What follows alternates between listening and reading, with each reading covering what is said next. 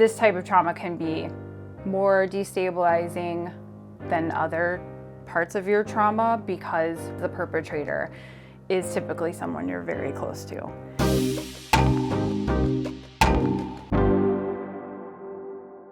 Hello, truth tellers. Welcome back to the ADHD Scapegoat Podcast. I'm Angie. I'm Jeremy. Today we're talking about something that's often invisible but deeply life-altering: betrayal trauma in the life of the scapegoated child in a narcissistic or emotionally immature family. If you've ever felt like your pain was minimized, your truth was denied, or your needs were an inconvenience, this is for you. What is betrayal trauma? So, I know putting words to things helps us, to understand different circumstances and, a lot of times for validation. So, in any of these episodes, when we're bringing up certain terms, there may be different ways in which betrayal trauma shows up. And on this podcast, we're going to focus on with the narcissistic family dynamic, or as the ADHD scapegoat. But there are other ways in which betrayal trauma shows up that we won't discuss. So this isn't all encompassing, but in a simple way to describe it for what we're talking about, betrayal trauma is a psychological state resulting from the violation of trust within a close relationship when someone you depend on for survival, emotional support, or basic needs breaches your trust in a significant way, leading to a range of emotional or psychological reactions. Now, that's the definition for all of them. Like I said, we're going to focus on what we do here. But this type of trauma can be more destabilizing than other parts of your trauma because the perpetrator is typically someone you're very close to. So in the context of family, it's the kind of trauma that happens when the people who were supposed to protect you harm you. And then in the way of a scapegoated child, the next level is then they convince you that it's your fault. So not only are they supposed to protect you, but they harm you. And then they make you believe that it's your fault. So what's the scapegoat's role in the narcissistic family then? So scapegoated children are betrayed by that expectation of family love and protection that we all, assume, believe, that's the overarching message of what family is, right? So the scapegoated children are punished for having needs, blamed for problems, whatever they are, within the household, and they're often targeted by the very people that they trust the most. So again, it comes back to abuse being so confusing in a lot of ways because this is someone that you're supposed to trust. This is someone you're supposed to love, that you believe loves you. So I needed love and safety, and I got shame and punishment instead. That's so confusing. And especially when you're looking for genuine connection, you want to share love, and you want to be a safe place for someone to also share with you.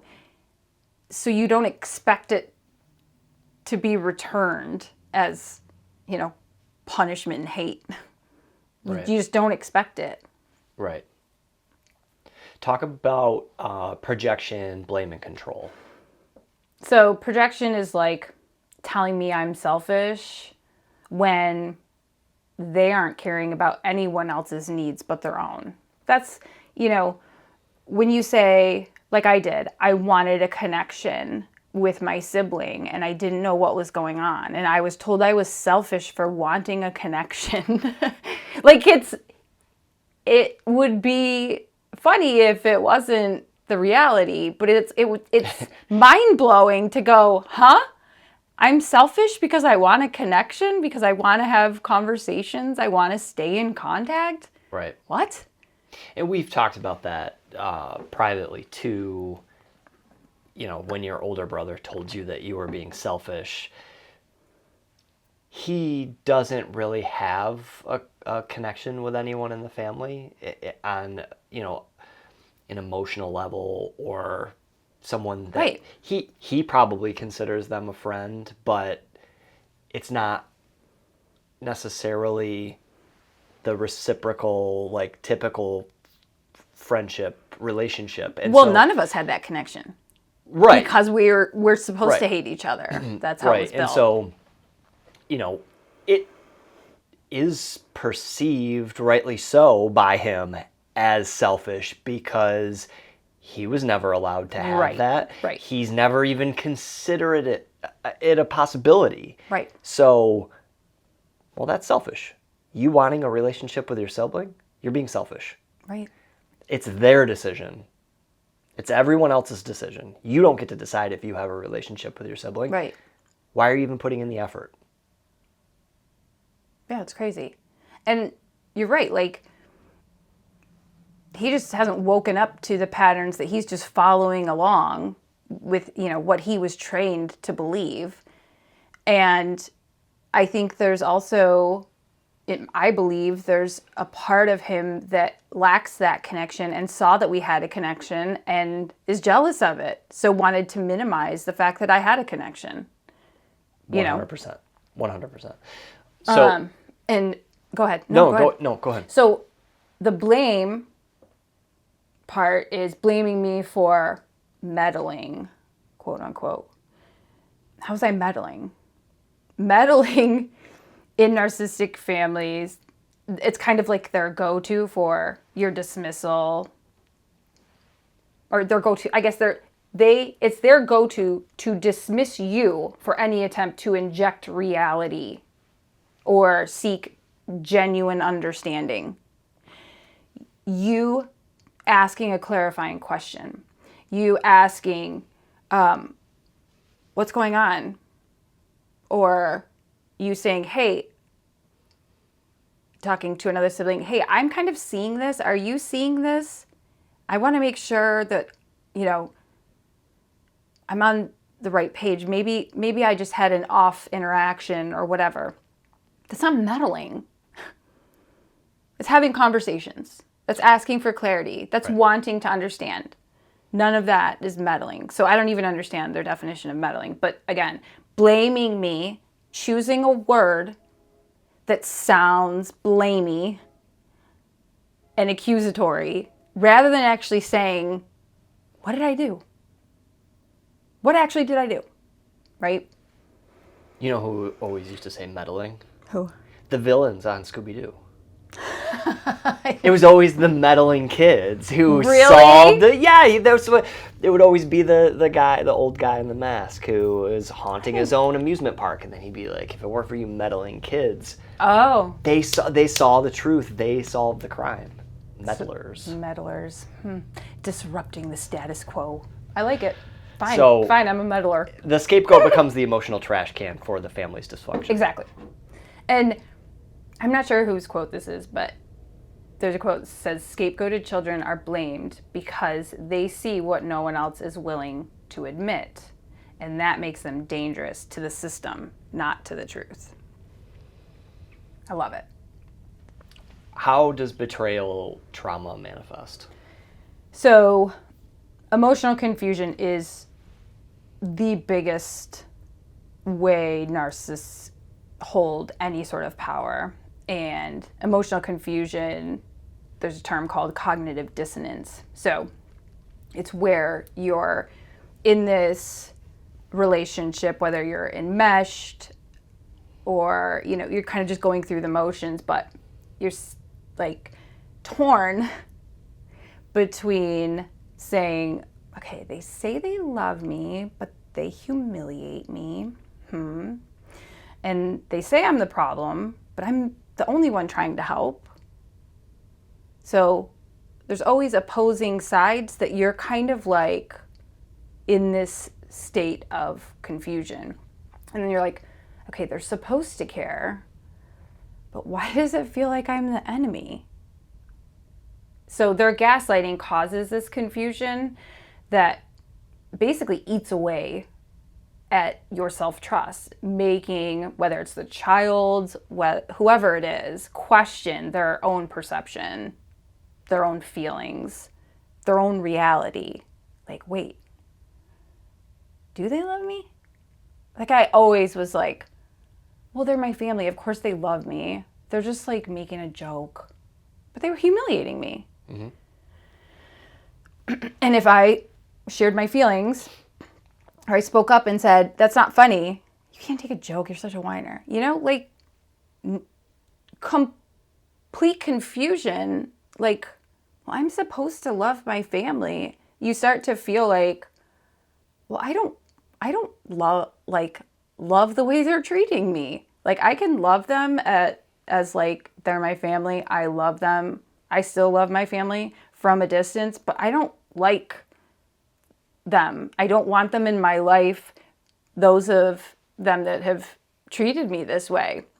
But it's hard to be like, I need to make that choice because it's not a choice that I would have made. And that's why they always say in an abusive relationship, you gotta breathe air outside of that relationship to see it clearly. You can't necessarily see the cognitive dissonance that's happening while you're in it because all you're getting is constant gaslighting. All you're getting is their messaging.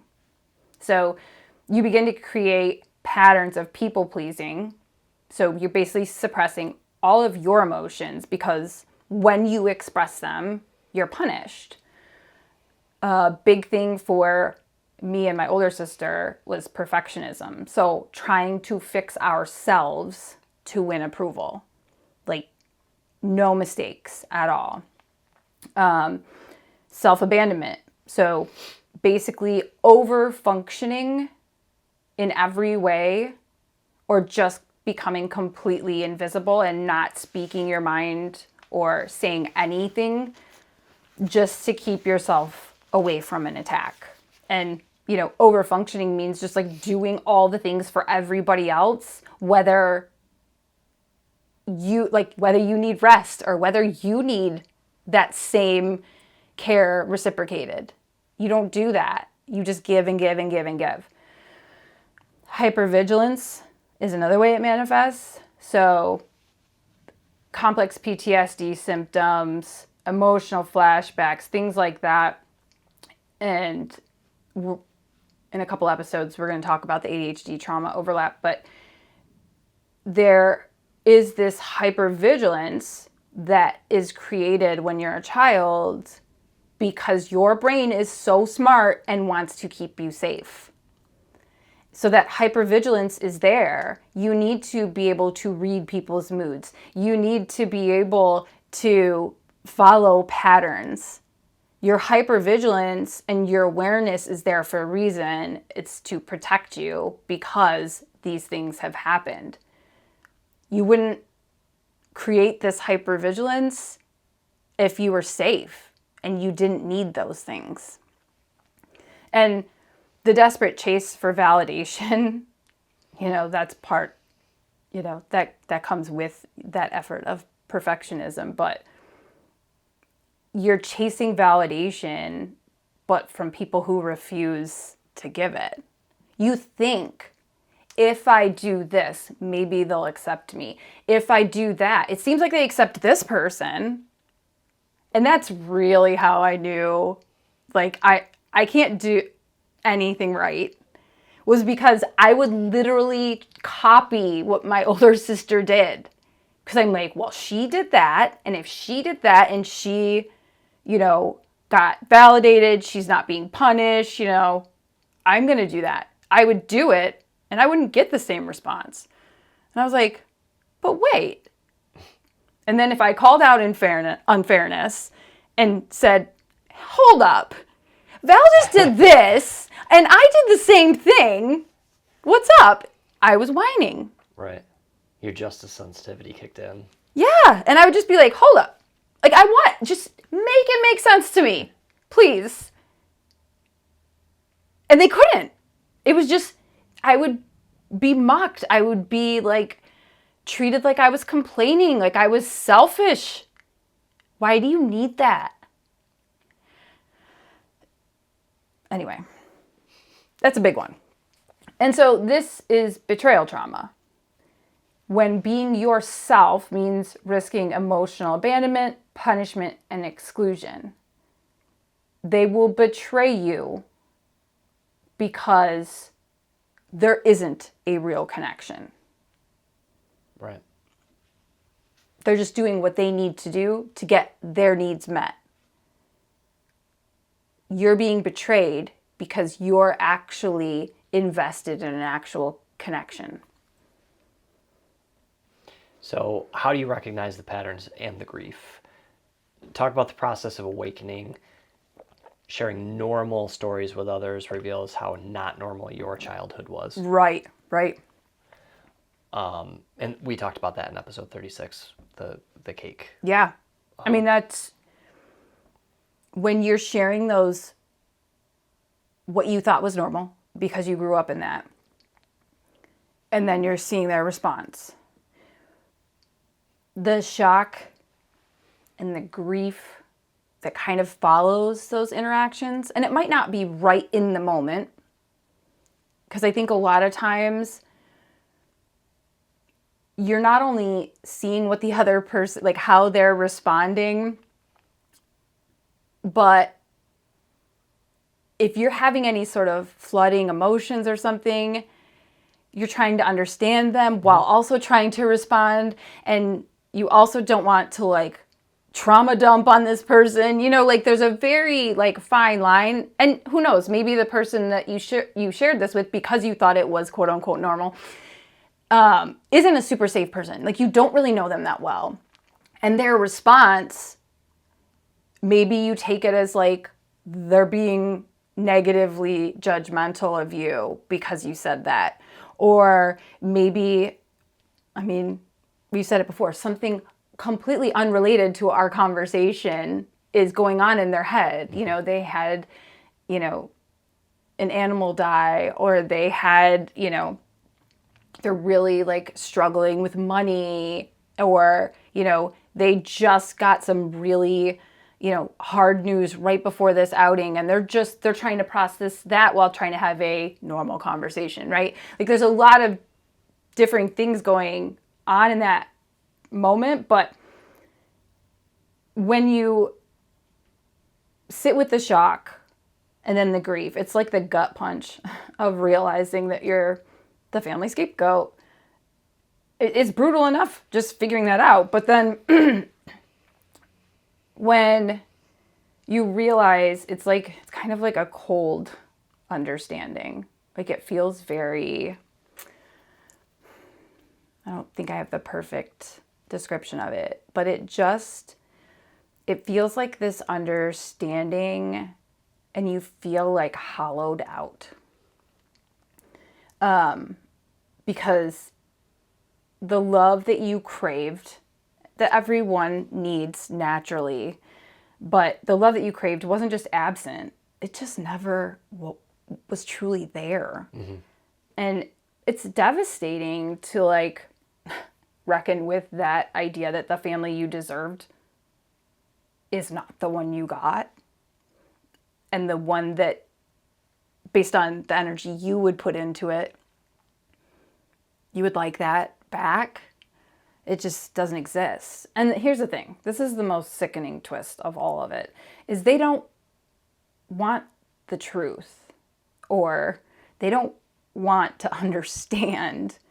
They'll actively choose the comfort of their delusion, or, you know, whatever works for them, their unhealedness in this, even siding with the very person who causes the pain, who is causing the pain, leaving you utterly alone with a reality that they refuse to acknowledge. That's the hollow. That's the cognitive dissonance. Right. They know that abuse is happening. They know that it's bad, but they're struggling with, well, that's family, or it's going to be family. So they double down on the behavior. They double down on the abuse. They double down on the scapegoating. They double down on the lies that protect themselves. Right. Yeah, because they can't even look though at they it. know it's bad. Right.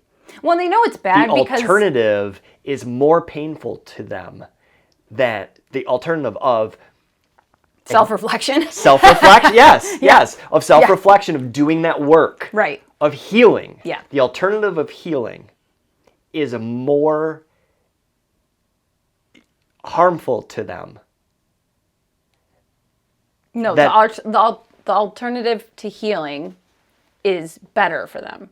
Yeah, no, I'm saying. Oh, Yeah, I'm sorry. okay. I'm saying the alternative of healing, right, is more harmful. Is more harmful to them than if they are to say to double down and say, nope, I'm all in on this new person, even though they are saying hateful things. Well, and I think that's the thing is like they know it's wrong because, you know, if they go, oh, they're nice to me. Okay, so they can turn it on, but and here's the thing. They are seeing proof that these are the things that are being said to you. It's not just hearsay or this person's side of the story. They have proof that this person is saying these things. And they still, oh, well, they're not like that to me. So it doesn't exist. And it just reiterates, like, this is how they want to treat you as the scapegoat. Right. Because they'd rather do that and give you, that label and dump all that shit onto you than actually go, hold up, this is not right. Because then they have to self-reflect. Then they have to make different choices. They have to change and do the right thing. And yeah, it takes work. But I mean, that delusion and believing their own delusion is, I guess, how they sleep at night. I don't know how they do it. It's like the episode of Friends where Rachel's dating Ben Stiller's character and oh my God. super mean. And Ross keeps seeing it and he's like trying to tell people and nobody will believe it. And he tries to set him up. Yeah. To like go off. Yeah. And then they finally see it with the duck and the chick. That's good. That's a good example. What about empowerment and healing? So I like to always come back to the healing at the end of these. And it doesn't mean that, I'm healed. I don't think that is a thing. I'm going to constantly be healing. But I do think, that's part of the self-reflection process. Yes, we need to be aware of these things. Yes, now, next step, we need to understand them. Next step, okay, what can we do? What is in our control to heal? Because we can't heal that other person. We can't completely heal the situation. Sometimes these relationships, you go no contact and it's forever. There's too much damage done. Sometimes you go no contact for a little bit. Each side does their work.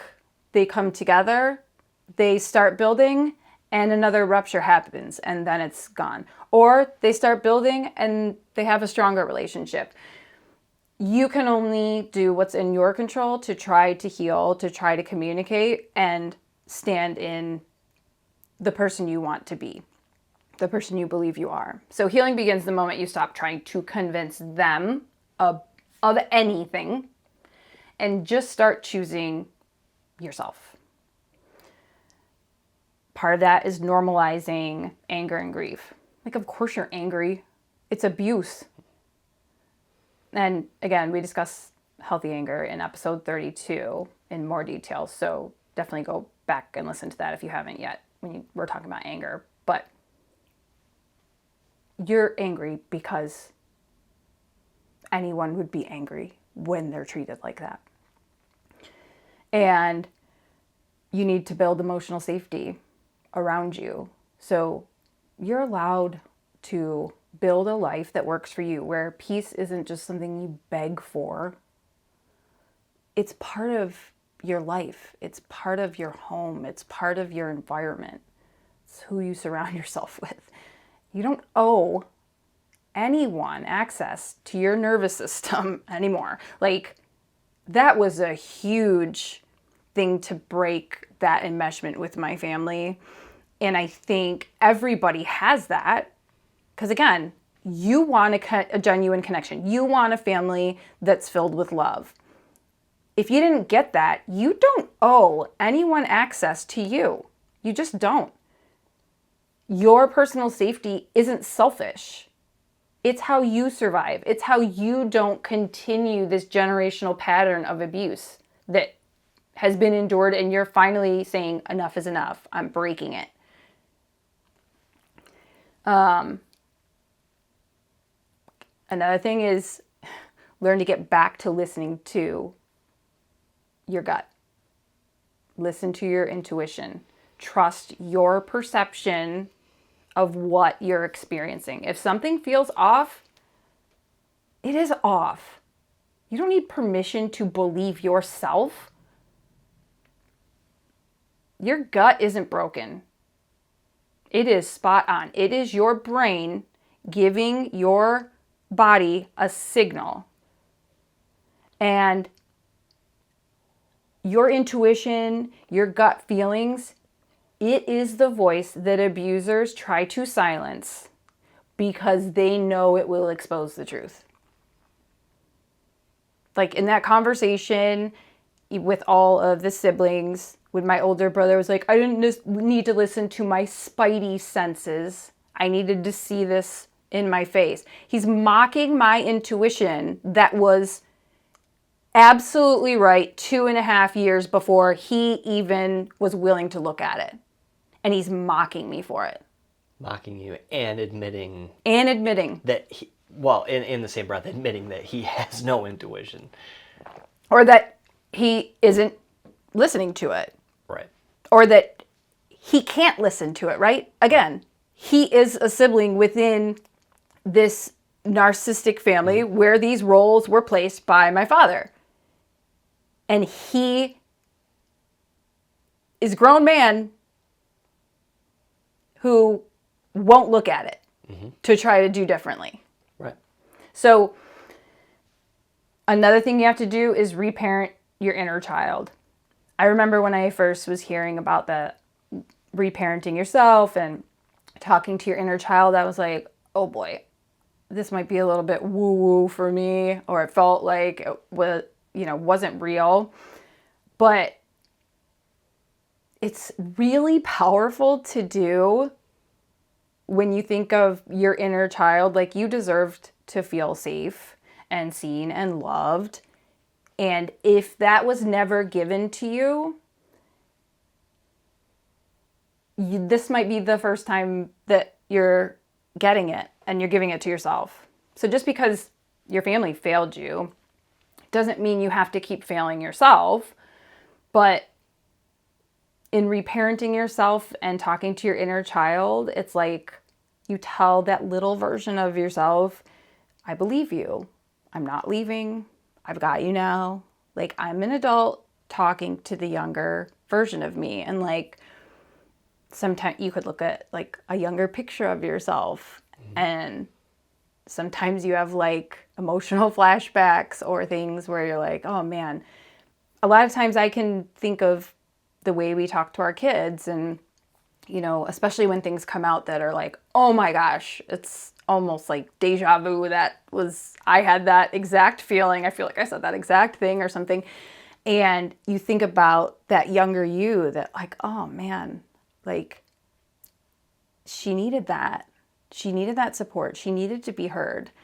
And I think there's times when like triggers come up and I'm not really sure what's going on, but I'm feeling like really off, or really like something is making me dysregulated right now and I can't put my finger on it.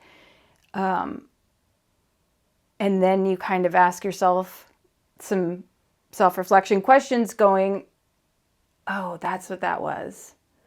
That was younger me having to fight and scream and yell to even be heard. And that doesn't work anymore. Like, you're safe. You don't have to scream and shout and yell. You don't need to, like, keep wasting your energy or your voice. And I brought this up a couple times, and I don't think I've told the story, but I lost my voice a lot when I was a kid. I mean, probably from puberty on until 10 years ago, maybe? Not even. No, not even. Maybe. But I lost it all the time to the point where I had polyps on my vocal cords. I had to have surgery. I had laser throat surgery when I was a senior in high school to try to help. And since I've been no contact, since I've been doing all of my healing work, I haven't lost my voice. And like, I love to sing. I'm not like the best singer. I can sing in tune. But I always thought, oh, I can't sing that note, or oh, I can't do that because I'll lose my voice. I always used to think that. Oh, I'm straining my voice. Always felt like I was straining. Always felt like I was pushing. It always hurt. And I couldn't sing certain things, or I would just get like really stressed by the end of a song. No joke. I would be like, oh, lost my voice. I sang Kelly Clarkson in the car. Lost my voice. But Been there, done that. but it was like, all of a sudden one day I was doing laundry. You probably heard me because I was singing. Oh, I always hear you singing through the floor. I'm going to record it sometime and play it back for you. Go for it. But I'll sing, and I'll just sing whatever, the playlist is. And I like some pretty powerful female voices. And so sometimes it's a push, but I don't lose my voice at all. And I can sing higher notes. I can sing, like, I truly feel like that is part of my healing, is also the fact that I'm not in that harmful space all the time, not dealing with all of the stress and feeling like my voice wasn't heard, that I need to strain. And it's freed my voice. I don't lose it. I don't even feel those effects anymore. Yeah. So. And now you've grown too, so if you're singing Mariah Carey. Yeah, I know. And you start to lose your voice, you just switch to Toni Braxton. I can sing Toni Braxton low. I got that. Yeah, no, there's some Mariah. Just don't even try it. Nobody should try to sing Mariah's high note. Like, it's absurd. She's so next level. Anyway, you get me. See, you found two that you've probably heard me singing. All the time. I know. I just don't say anything. Man, some of those Toni Braxton hits, I can't. Okay. Next, we'll move on. Would you say that you were through this healing, you're unbreaking your heart? Yeah. Mm-hmm. Yeah. Nailed it. How do I even go on after that? That's good. Continue. Okay. So, validating your truth through safe relationships. I know I talk about this all the time, but really investing in those safe relationships. You're not too much. You are just trapped with people who refuse to meet you where you're at, who refuse to see you, who refuse to honor who you actually are. Like, the right people won't make you earn your humanity, really. I mean, they'll say, of course you feel that way. Tell me more. Of course you would be angry. I would be angry. Like, the way safety sounds after you've lived in an unsafe place, it's uncomfortable at first. It's almost like, I remember being like, wait, are you being real or are you messing with me? Like, are they trying to trick me into trusting them? That's what I felt. So, I mean, I'd love to hear other people say, yes, yes, yes, yes, that's exactly how it feels. Because I really feel like that's an experience of where you're like, are they being genuine? Or are they trying to let me let my guard down so you can take all this information and attack me later? Because that's what I'm used to. And I know I don't like it. So I don't want to do that right now. So you kind of step into those first safe relationships, just kind of dipping your toe in, seeing if you can trust them. And I think sometimes that's where it may come off as inauthentic or like you're not really sure. I mean, sometimes I even say now, like, you know, I just have a lot of stuff from my family of origin. So if that came off weird, or whatever, I try to I usually use humor to kind of, because really, if you can't laugh at some of the insanity of this, you will go crazy. But I think just dipping your toe in, if something feels off, maybe step back from that relationship. You can always try again if it's actually safe. And just having that awareness and knowing you're allowed to do those things to build those safe relationships is super helpful. And you'll learn what safety sounds like. You'll know the second, once you start doing this, you'll know the second you're like, out of here. I'm not wasting any more time in this situation. That is not something I'm participating in. And you don't need to be, you're not going to be rude or anything. You're just like, yeah, I'm not doing that. And you move along. Exactly. Name the power of the cycle breaker. You're not just healing yourself, you're protecting future generations from the same pain. I think you're right. I think naming that you are a cycle breaker, it's hard because almost, you're being arrogant by saying you're breaking. But I'm not breaking everything. I'm trying to break the harm. Mm-hmm. So future generations don't have it. But it's really hard to give yourself credit for doing something like that. And I think that's where safe relationships come in as well. Having safe relationships tell you that that's what you're doing and how they see it and how they're proud of you.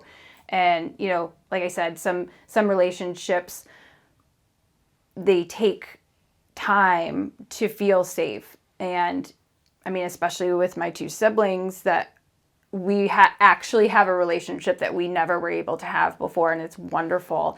And there are moments where, one of us is, feeling a little struggling, and we build each other up and we're supporting each other and letting each other know that we see what they're doing and we understand, that they might be feeling this way or whatever the situation is. We're kind of building each other up and letting each other know, I know you're struggling right now, or I know that was hard for you. I'm really proud of you for doing that thing, Even if you don't say that out loud too, you're just able to be more patient. Right. Right? We've had discussions where you'll talk to your sister, for example, and she'll be struggling with something, and you're hurting for her, right? And you say, I want to help her, but we're at different stages of the grieving process, and so you're just more sympathetic. You're more patient with her, letting her find her own way there with guidance as requested. Right. And I think I used to, even with my older or younger siblings, it didn't matter, because I received so much of the painful experience. If any of that were directed towards them, I wanted to protect them from that, because it wasn't fair to me. It's not fair to them. And it's not okay. And I had to learn And I had to push down that natural want to protect, because it's still wrong. It's still not okay to be coming at any of us. But I had to be like,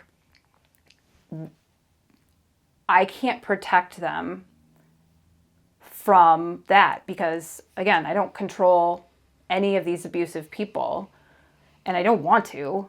I don't want to control anyone. I just want the pain to stop. I want the abuse to stop. But I can't necessarily protect them. I can warn them if there's something that is heard. I can talk to them about my experience previously to, maybe give them a leg up when they're starting to go through it. But they also need to just see it for what it is, for them to see the reality. And I mean, when I stepped back and said, I'm not talking anymore because I'm just being attacked, and they were like, yep, don't say a thing. It was like they saw the reality of what I endured day in and day out. So even though it was painful for them to be treated like that, and I didn't want it, and I was angry about it,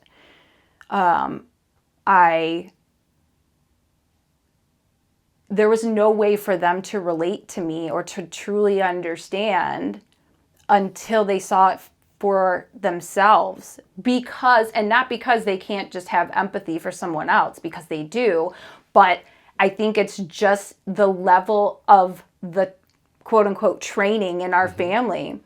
Their whole lives, they had this different idea where they also blamed me.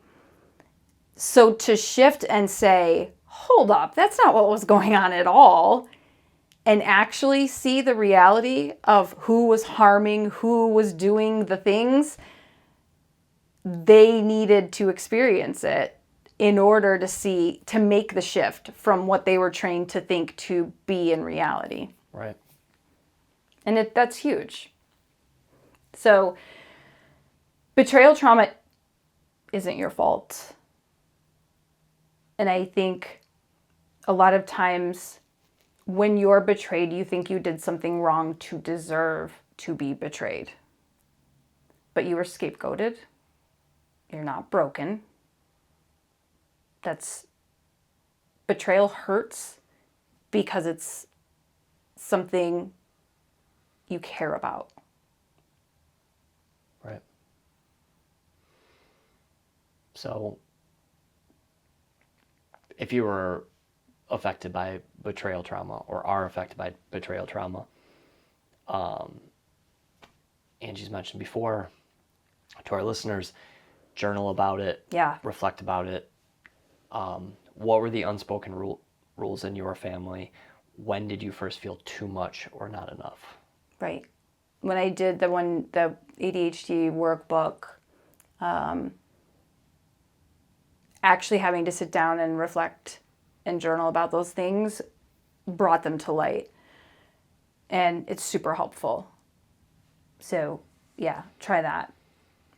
If this episode hit home for you, subscribe, share it with someone who gets it, and leave a quick review. It helps more ADHD scapegoats find their way here. And if you're ready to dive deeper into your healing, check out my ADHD with Angie coaching program or reach out via DM. You don't have to do this alone. You're not the problem. Till next time.